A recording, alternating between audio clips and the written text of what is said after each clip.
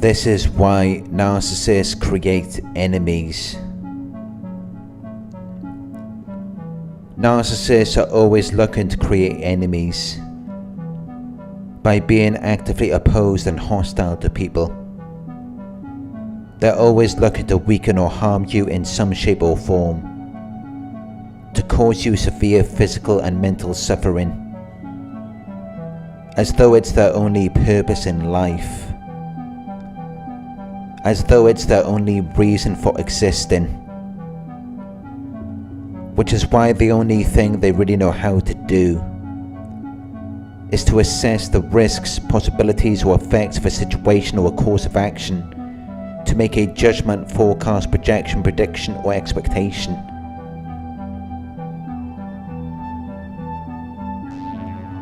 And they're very good at it, because they've had years of practice at manipulating their targets. So they know how to assess a situation and weigh up the potential benefits of a hunt, and analysing the potential costs or risks at the same time.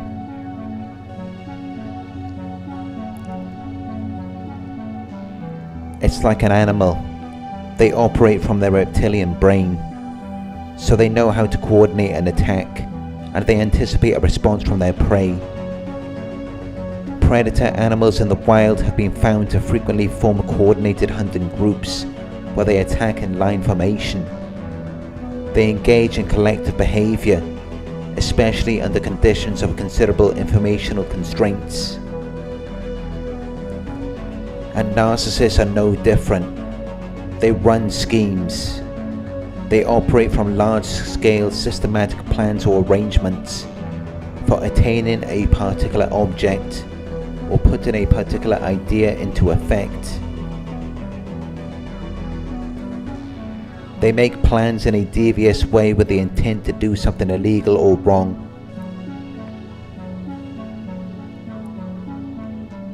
A system, a program of action, a hand-to-hand plot, because they have to be the one who is successful and dominant, the winner of a competition,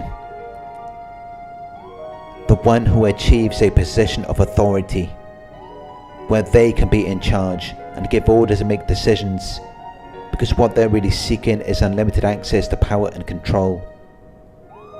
But they're not really as dangerous or as frightening as they may seem. They're not really all-knowing and aware of everything. They don't possess unlimited knowledge, awareness or understanding, even though some victims may see it that way. Because the reality is that the root basis of their disorder is the opposite of everything that they portray themselves to be. It stems from insecurity, which is overcompensated by selfishness, arrogance and entitlement, when really they're actually very weak and vulnerable. They're easily damaged and destroyed, and they're actually very unaware, foolish and ignorant. They take cues from their target, which is something that serves as a signal for them to begin their performance, so they actually have no power of their own. They're just using a fake, fictitious character. It's all make-believe. It's delusion. They're not really who they say they are.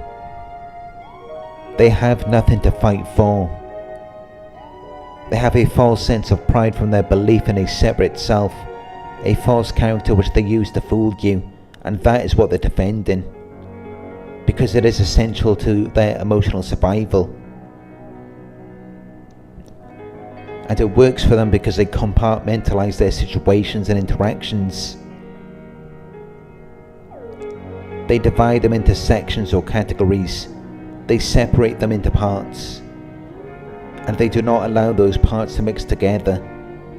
They separate them into isolated compartments,